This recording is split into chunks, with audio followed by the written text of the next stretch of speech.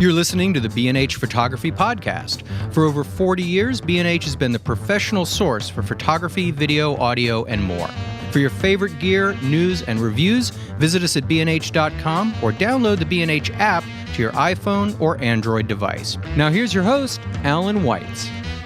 Greetings and welcome to the B&H Photography Podcast. Starting in late 2018, there was chatter in certain photo circles about a new museum or maybe a gallery of some sorts that was rumored to be opening in New York City, and it had a weird name, Fotografiska. Nebulous advertisements began showing up around the city along with some odd marketing maneuvers, like a black van you would enter to register your physical reaction to pictures. Was the new institution Polish, Hungarian, German, or like Haagen-Dazs, simply a clever branding concept dreamed up in a warehouse in Bayonne, New Jersey? Was it a private museum? And what was it doing in New York, which was already chock full of some of the best photo institutions on this planet? There were many questions, and all were answered in December 2019 at a beautiful building on Park Avenue in Manhattan's Flatiron District. Fotografiska opened its doors and started very strong with impressive programming, good reviews, and a bustling cafe and restaurant scene. John visited twice and had a late night scene and a cool vibe in an increasingly enjoyable section of Manhattan. And then the new year came in with a slate of interesting new exhibitions, and boom, COVID-19 starts chewing up everything in its path. Well, Fotografiska survived an almost 6-month shutdown and recently reopened, seemingly more vibrant than ever. And to help relaunch the second coming of Fotografiska, we welcome to our show the museum's inaugural director of exhibitions, Amanda Hajjar. Prior to Fotografiska, Hajjar worked at Gagosian Gallery, where she organized more than 50 exhibitions. She's also currently a judge for Photography for Humanity's Global Prize Competition and serves as a juror for the 2020 Capricious Award, the 2020 Aperture Summer Open, and the 4th Annual Lucy Book Prize. Amanda is joining us today to talk about this still new museum, about the challenges of the shutdown, and about some really cool shows that are awaiting folks as Fotografiska reopens. Amanda, welcome to our show. Hi, thank you so much for having me. It's terrific having you here. So let me ask, given all the suspense about Fotografiska before its initial opening, when were you first aware of its plans to open in New York, and how familiar were you with the institution, which, unlike Haagen-Dazs, is a real deal museum founded in 2010, located in Stockholm? So what were your impressions? What did you know about it? Yeah, so I had actually heard about Fotografiska when I was working at Gagosian. A few of the Gagosian artists had done shows in Stockholm, like Inez and Vanud and Sally Mann. And I had gotten to know one of the founders, Jan Broman.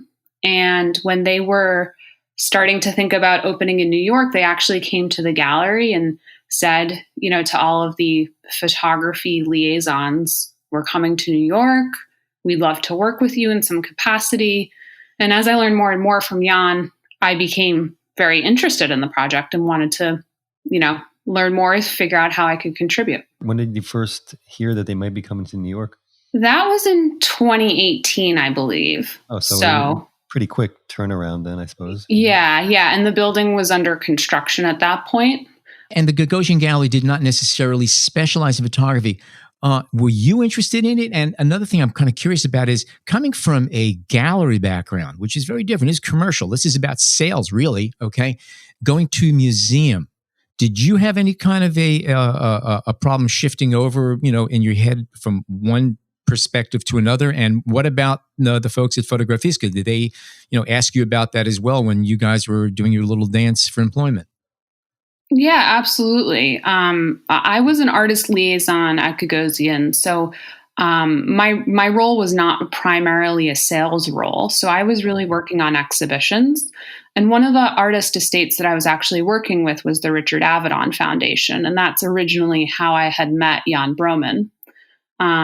So I had been working with the foundation for several years at that point. And I had also been working with some actually large-scale installation land artists like Michael Hajjar, Walter Di Maria, John Chamberlain. And I think that actually the experience of working with these large installations and large sculpture really helped me and my personal perspective of how to install a show that was a little bit more three-dimensional than just hanging photography on the wall. It really taught me how to think about the experience, the visitor experience. Interesting. And it's a wider kind of experience too, because museums have a very different, when people go into a museum, it's very different than going into a gallery. So it actually probably even gave you more room to play, I would say. Yeah, definitely. Especially at Fotografiska, where we try not to have white walls. We try to use a lot of color and wallpaper with our exhibition design, interesting fonts. Everything that we do design-wise is there to elevate the art and really enhance the experience. Okay. And you're able to kind of customize each exhibit in a way that galleries tend not to be able to, and even more established museums tend not to be able to. I imagine that's part of the thrill for you, right? Yeah, absolutely. We tell all of our artists we want this to be a space that's a little bit more comfortable. When you tend to use bright lighting and white walls, it can have that sort of sterile, not super welcoming or friendly atmosphere. We want this to be a space to spark conversation and for people to feel comfortable, talking and not being shushed constantly. So, we even play music in some of the galleries, which can be fun. So, is there a membership? I mean, how does Fotografiska survive? What's the engine behind all this? Yeah, so we have a membership, a museum membership, and ticket sales to admission into the museum. We are a private museum, so we have private investors. Most museums in New York are nonprofits, but we're private. Okay. All right. That's a biggie. Okay. Is the idea of each show kind of looked at to say, okay, how are we going to make a profit off of this individual show? Or is it all kind of coming into a big purse, whether that has to be special events or dining and, sponsorship, all these things? How's that kind of, what's the thought process when you're having a meeting and thinking about curating? Yeah. So profit is definitely not on the table at the moment. We're very much kind of in startup mode. We did this very big, as you can imagine, expensive renovation of a historic landmark building in New York City. It took a lot longer than we all thought it was going to take. But, profit it will never dictate how we decide what artists to show. What's really important to us is showing a dynamic mixture of photography in the building all at once. So we will never, for example, have a whole building of just fashion photography, super splashy, household name. We want that, of course. We want fashion photography in the building, but we want it alongside fine art conceptual work, names that you may not recognize, emerging artists, landscape photography. So we want it to be that mixture. We want our guests to kind of have those moments of discovery. And then we have, private events like you had mentioned, spaces that are available to rent for, a small party, holiday parties, weddings, things like that. And then we have the restaurant as well. Based on what you just said, it sounds like what you're looking to do as far as choices of photographers and what you're exhibiting is not that much different from what you'd be doing at the gallery. Of course, you need some like a shopping mall needs the anchor stores. You need the big names that bring in the people who have the money and make stuff. But you're also at the same time trying to encourage unknown artists to come forward and to be discovered. Yeah, I think that's right. And certainly with Fotografiska, we want to champion emerging photography. And I feel more confident in that. Over the past few months, we did this really wonderful show with Vice Media on emerging new talent to really understand what photographers are doing right now. As you said, commercial galleries, they're driven by sales. So it's a little bit of a different strategy. Something I wanted to get at, Alan compared you guys to the gallery, but what about to other museums, and how do you look at yourselves as different from another museum? I mean, I know there's not a permanent collection, not a research wing necessarily. Are these things that you may grow into, or is that just not in the model at all? Yeah, so it's not in the model at all. We're not a collecting institution. We don't have a permanent collection, and that's something that we will never have. Again, we try to think a little bit outside the box with our exhibition design. We always try to have programming and exhibition events that are very much tied into the exhibitions that we have on display. So when we're first talking to an artist, for example, we always want them involved in programming that can punctuate the exhibition throughout its duration. So, and we want that to look like more than just a lecture or a panel discussion. That's kind of low-hanging fruit for us. That's expected. What else can we do that's maybe a little bit more interesting or off the beaten path? So we've talked a lot about kind of how can we tangentially, work with comedians, drag shows, performance pieces, concerts, dance. These are all things that, other creative paths that will lead you to this exhibition. The one event I went to, it was followed with a band. It was a jazz band, and it was a great band. It wasn't just, often, and I don't want to diss other places, where they'll have a band, but it's not somebody you would otherwise go and see. These were guys that you would want to go to see at a concert venue, and it was just kind of thrown on top of the event. And I thought it was a great way to just wrap things up, give people a chance to talk, hang out a little longer, have a drink, do whatever you wanted to do, and it also helps you process the show that you have just seen too, because you can talk about it with other people. Cool. I'm glad you got to see that one. That's great. Yeah, that was great. I also wanted to throw in real quickly that you mentioned the building that you are in now. It's just this gorgeous building, and is there a little history you can tell us about that space? Yeah, the building was built in the 1890s. It's officially called the Church Missions House, and for a very long time, it had charities and nonprofits in there using it as office space. So it was not really a public-facing building. It wasn't a place that people would gather or, really hang out in. The building desperately needed some updating and changes. I think throughout its history, being office space, they had put in these weird drop ceilings and things like that.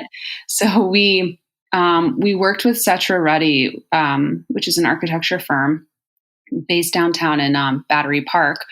And they came up with this really great design for the space and how we could, we're asking a lot of this historic building. And they really did a wonderful job of restoring it to what it really was, and making sure that we could use it as a museum in a very respectful way. Right. And I wanted to ask also, in relation to the Stockholm Museum, and do you guys kind of follow the same models? Or is everything more or less similar in terms of how you look to program and how you design the spaces as you're setting up an exhibition? Is that something that followed from there? Or Yeah. do you break your own way a little bit? Yes, absolutely. We are very much in line with our sort of headquarters there in Stockholm. Everything from the type of exhibitions we put on. We have some internationally touring exhibitions that may start in New York or start in Stockholm and then travel to the other locations, to even the small things like our lighting design is very much from Stockholm. So they've been doing this for 10 years now. So they have a lot of experience and expertise in knowing what works, what doesn't, what kind of looks best. And they've done a wonderful job of kind of taking the pretense out of going to a museum and making it a fun, casual experience. Right. Yeah, that's something you do feel.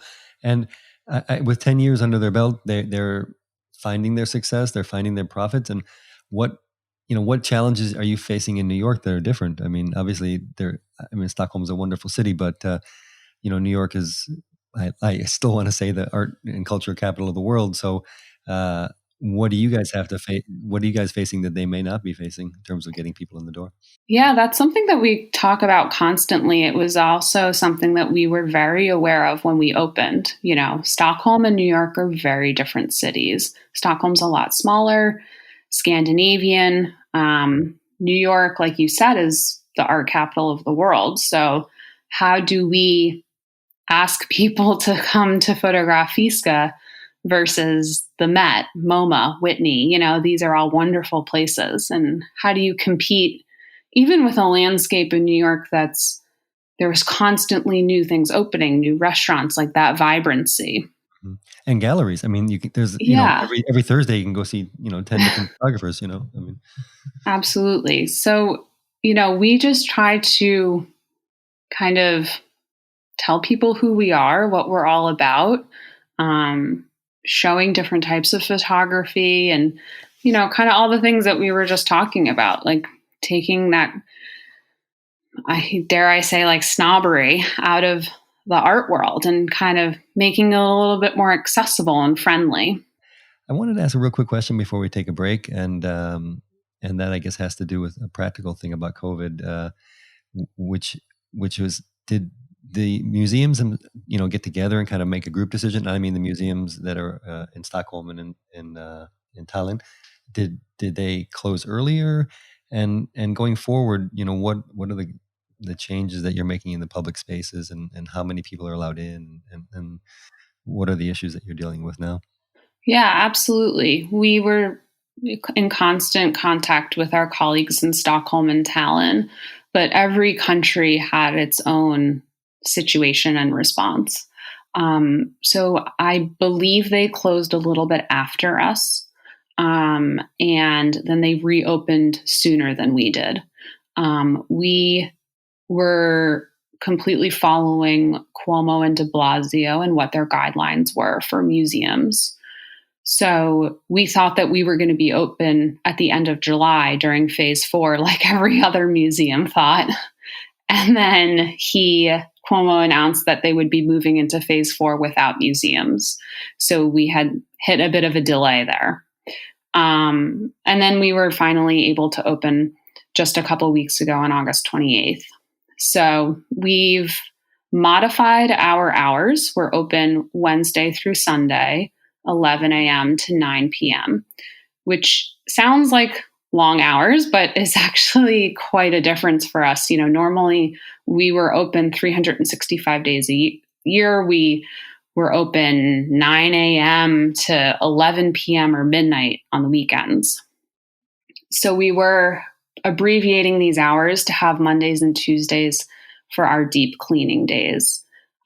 We've added a cleaning routine to make sure that all of the spaces, those high touch points, are attended to. Everybody must wear a mask. Everybody is their temperature is taken when they come to the building. We're also doing timed tickets to make sure that we're operating at that 25% capacity outlined by the government. All right. Do you need to make appointments, or no? You can just show up? You can buy your ticket online, or you can buy it in the museum, but they're all timed, so we know exactly how many people are in the building at one time. Gotcha. And are people returning? How is it looking at this point? Yeah, we had such a wonderful reopening, and it was so great to see our members come back through the doors. And we had a small press preview, which was great to see the press come back out. It was just such a relief to reopen and, have those little signs that New York is getting back on its feet. Right. And are you going to be able to do opening events and things like that? Or is that something that's still kind of put off? Like when I guess you're going to reopen some of these shows that had opened pre-COVID. Will you do an event to celebrate that, or is that not possible at this point?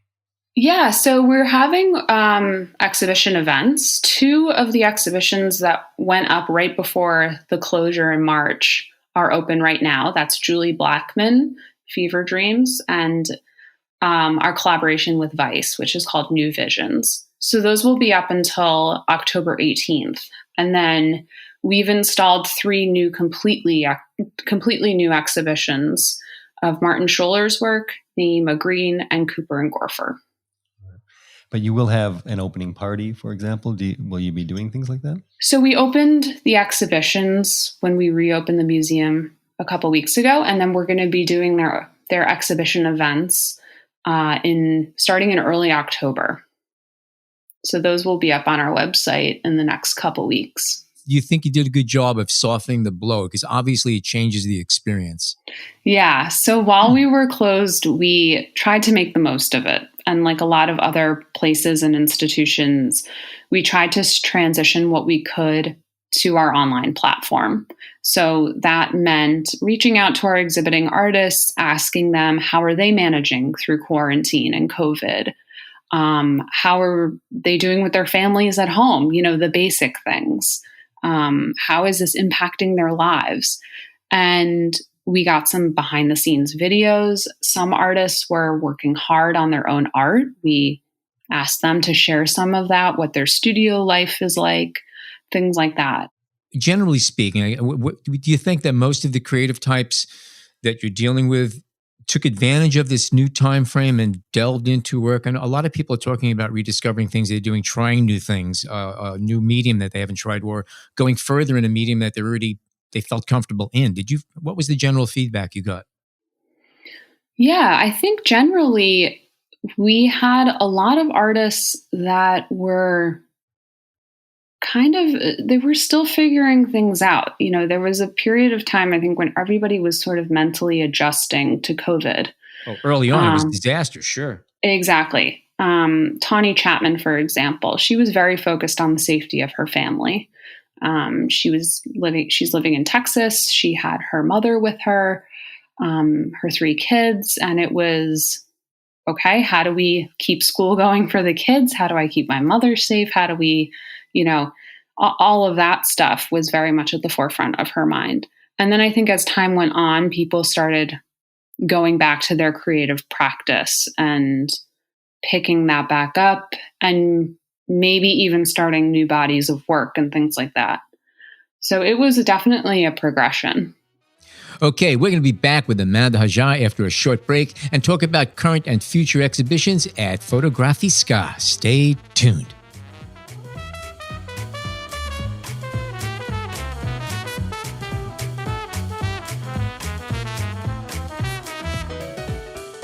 We hope you're enjoying this edition of the B&H Photography Podcast. The best way to support the show is by subscribing on Apple Podcasts, Google Podcasts, Spotify, or wherever you get your podcasts. For links to gear and more information on today's guests, check out the show notes in your podcast app or visit our homepage on the B&H Explorer website and join the B&H Photography Podcast Facebook group. And now, back to the show. Okay, we are back. John, you had a question you wanted to ask. Yeah, right at me.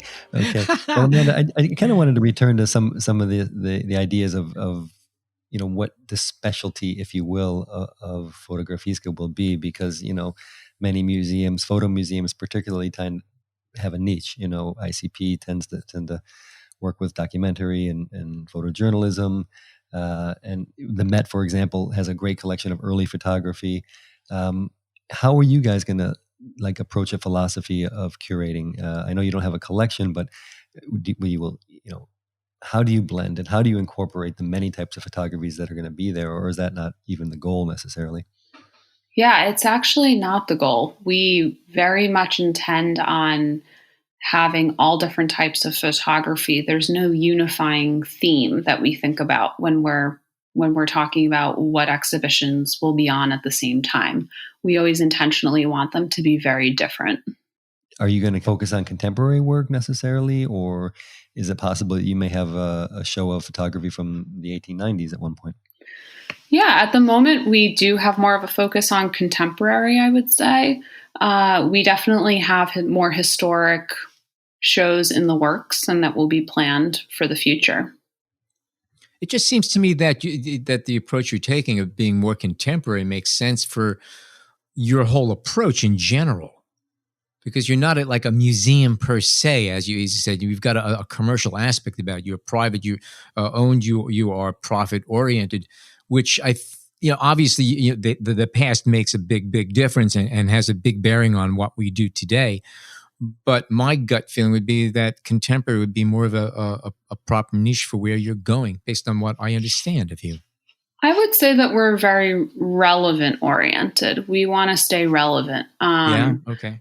Yeah, we want the work to speak to what's going on in the world. We don't want to be operating in a vacuum. And we definitely want to kind of provoke those new perspectives is one of the things that we always say. We always want people to discover new things, think about social issues in new ways through photography. How many people are involved in the process when you're sitting down to a planning, saying, "What are we doing?" A year from now, 2 years from now. How many people actually have input as far as the type of photography, or the photographers, or the artists who are going to be represented or shown? Yeah, so we have a committee that works on our international schedule and what shows might tour to the other Fotografiska locations. And then here in New York, we have an exhibitions department, we have a programming department, and we're always thinking about overlap and kind of those synergies between the departments, our retail space, how everything comes together in the building. So we're a very close and small team, and we're always kind of making suggestions and talking with each other and making sure we're all aligned. Do you intend to include, mixed media, video, projection, interaction, interactive work? Is that all part of photography in the Fotografiska view? Absolutely. We currently have an exhibition with Martin Scholler called Death Row Exonerees. And this exhibition is completely AV heavy. It's projection, it's audio. There are no printed images in the exhibition. It's something that we've never done before. And it's one of my favorite exhibitions to date. Martin Scholler is a wonderful photographer. Some people know his very famous photograph of Colin Kaepernick for the Nike campaign. And for this exhibition, he actually started it over a year ago, interviewing death row exonerees, men and women that were convicted of crimes that they did not commit and were placed on death row. So what he did for this was he filmed their portraits in that very up-close style of his, and then he interviewed them. And so overhead, you're hearing their stories and their narrative. It could be anything from the night they were arrested, the trial, their conviction process, their time on death row and what that was like. And he partnered with Witness to Innocence, which is a nonprofit.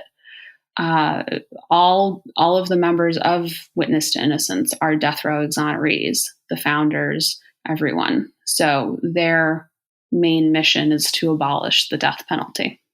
You mentioned earlier that during the time of shutdown, not only were we dealing with COVID, but the beginning of a strong social movement.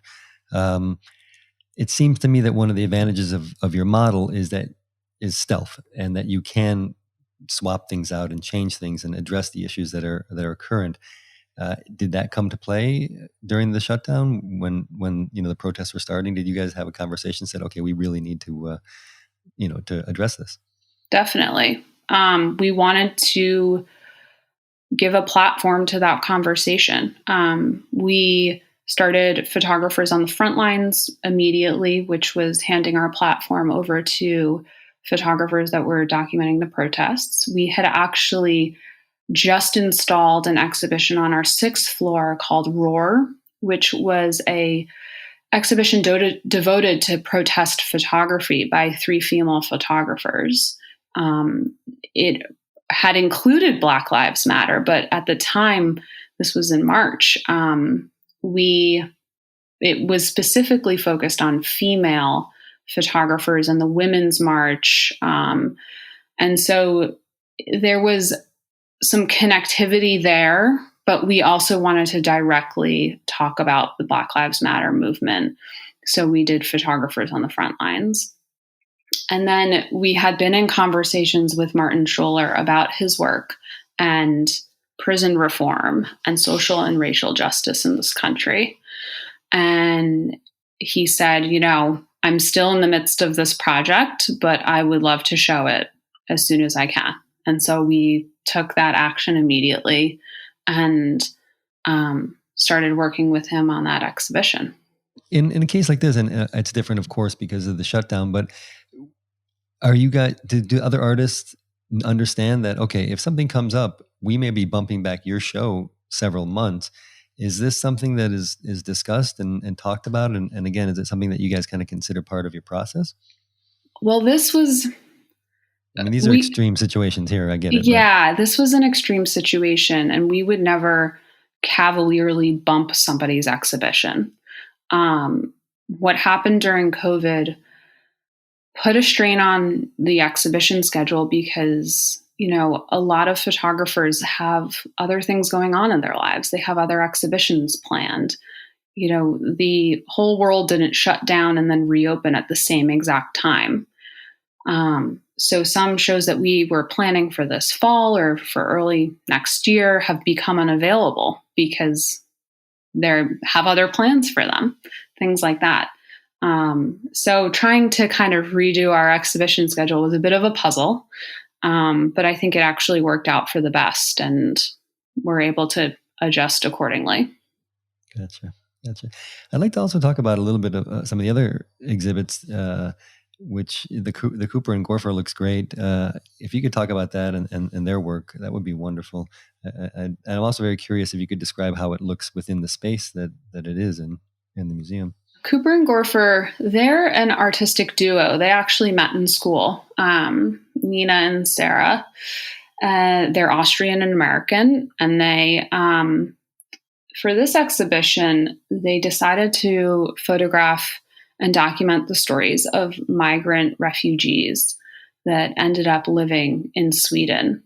A lot of the women in the portraits had to leave their own countries for a variety of reasons. Some, were coming from areas of civil war or famine or other types of violence were happening. So they made the decision were forced to leave their own country and go to Sweden. And they speak very intimately about what they take with them, both physically and emotionally, what they have to give up and those sacrifices. The portraits are very intricate and beautiful. Cooper and Gorfer, they stage these elaborate scenes with the sitters dressed in beautiful costumes. They have these amazing sets behind them, and what the sitters are doing in the portraits has a very specific meaning, what they're holding, what they're wearing, the colors they're using. And how big are the prints? Can I ask? They're pretty big.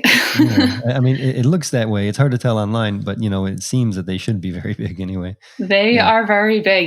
We get these dimensions of what sizes artists are printing at, and we do our best to model it and sketch up or on a floor plan. But then when we got these into our space, they were much bigger and they feel bigger than we thought they would.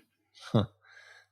And are you guys involved at all in the case, not in this case, I guess, but in others of the printing of the images? I mean, because they may be shuffling between 3 different institutions, do you get involved in that side of it all, in the production, or is everything brought to you by the artist? No, absolutely. We do the printing for our touring exhibitions, especially because, we understand that we can't tie up editioned prints, for example, for 2 to 3 years. So for Cooper and Gorfer, as an example, those are all exhibition prints that we manage the printing and the framing of. I see. And what happens to them afterwards if you don't have a permanent collection? Typically, they're returned to the artist, or if the artist asks them to be destroyed, we do that. So it just depends on every situation. And you also have a Warhol show up right now, which looks pretty interesting. Or is that not started yet? We have a Warhol online exhibition that went up in June for Pride. Okay. And that features 2 different bodies of work. Yeah. Okay, so that's online only. And can you talk quickly about the Julie Blackman show? We had Julie on the show a few weeks ago, and I know she had a concurrent show running at the Robert Mann Gallery. Well, first of all, is that something that you try to do? Do you try to kind of coordinate with galleries around the city or in other places to co-promote events? Absolutely. New York galleries, there's such a wonderful and vibrant scene of galleries in New York. And we know that collaborating with them is one of the best ways to put on an exhibition. So I approached Robert Mann many months ago and said, we would love to work with Julie Blackman and see what's possible. And then he was like, this is great. I would love to do kind of the uptown version to your downtown version. So it's been a wonderful collaboration with the gallery and with Julie. So we have some works from her Homegrown series, and Robert's got some works in his gallery space uptown on view right now. The show in our space is called Fever Dreams. It was curated by my wonderful colleague, Grace Snow. And she worked very closely with Julie to make a selection. And, we painted the walls this really dark, beautiful blue color. We actually installed some faux grass in the gallery to kind of make it that outdoor scene that Julie is so known for. The backyard feel, right? Yeah, exactly. So it's a really fun exhibition, and Julie provided us with some audio recordings of kids playing outside, during some of her shoots. So it's actually got some audio to it. Oh, that's wonderful. And do you call yourselves curators? I'm curious. We go back and forth because we're really curating these exhibitions with the artists, and we're more like a sounding board, if anything else. We say to these artists, like, we want to put on the exhibition that they want to put on. That's how we keep the artists engaged. This is really their work. Nobody's really interested in my spin on their work. This is really about them. I find that that's a pretty good point to kind of reference this idea where you are blending the idea of a gallery with a museum, because often museums are a little too staid to do that. They want the artist to hand over the work and then they'll take care of it from there.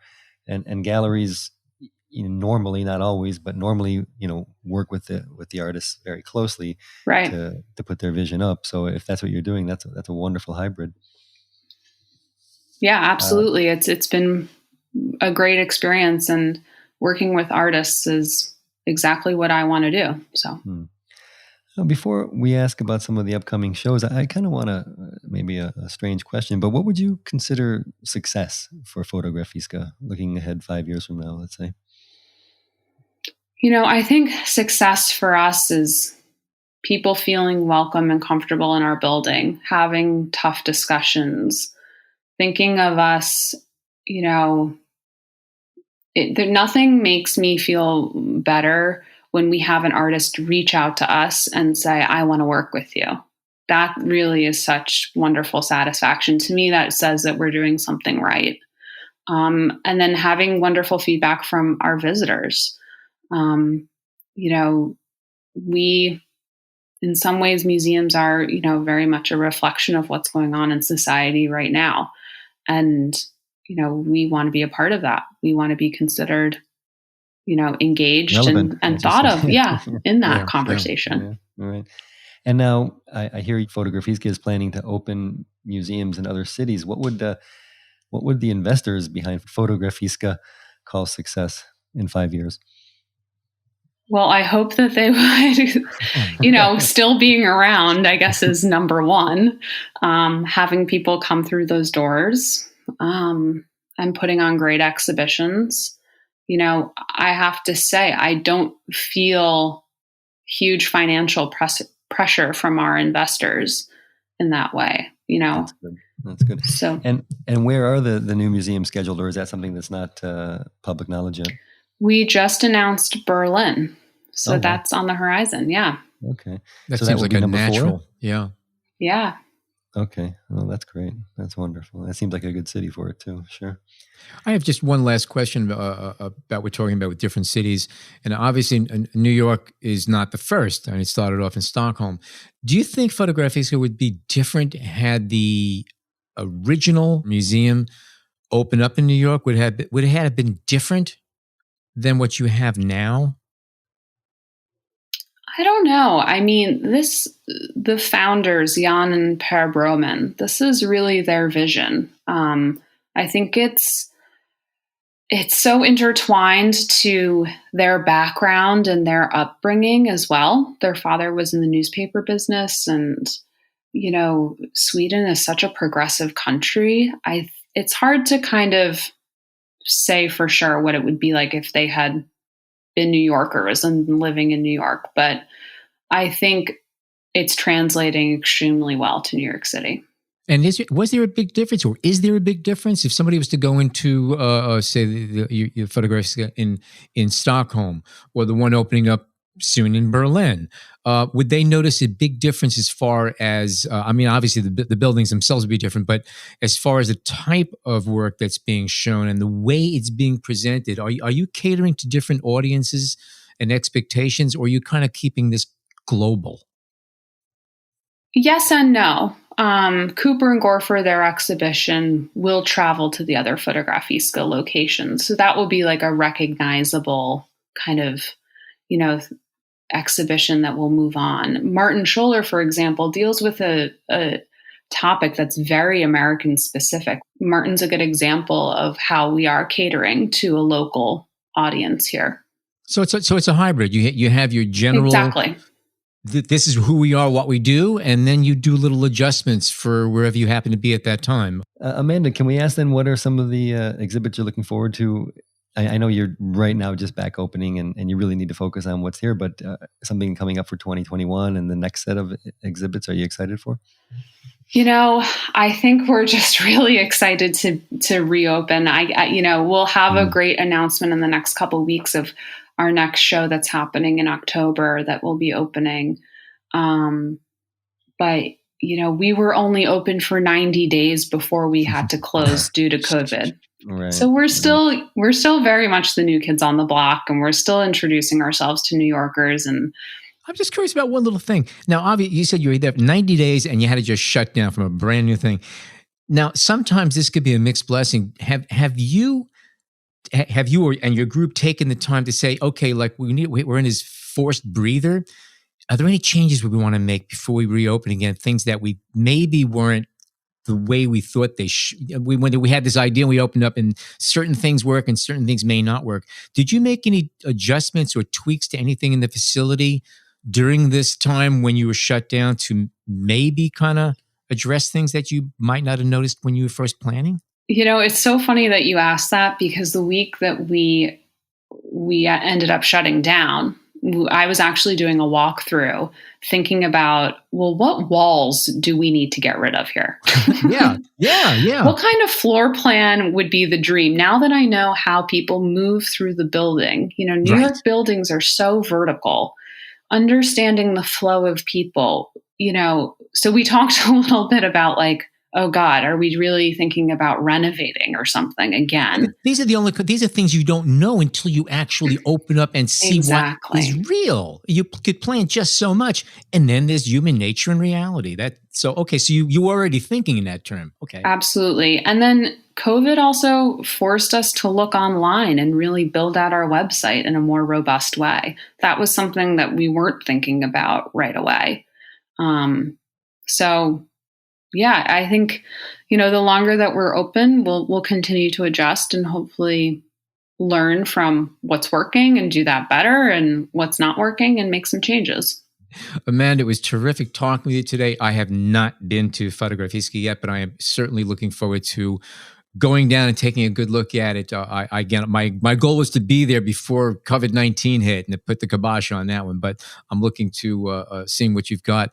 If people want to learn a little bit more about the organization and what's happening there, where can they go? Thank you so much for having me. I really appreciate it. Our website is fotografiska.com/NYC. You can also check out our Instagram, which is fotografiska.ny.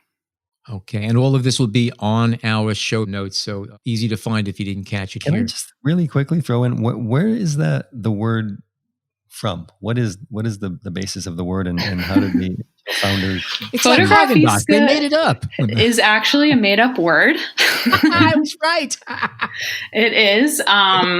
So it doesn't fully translate even in Swedish. Jan and Per made it up way back when. Photo obviously means, this same word, photo, but the word itself is completely made up.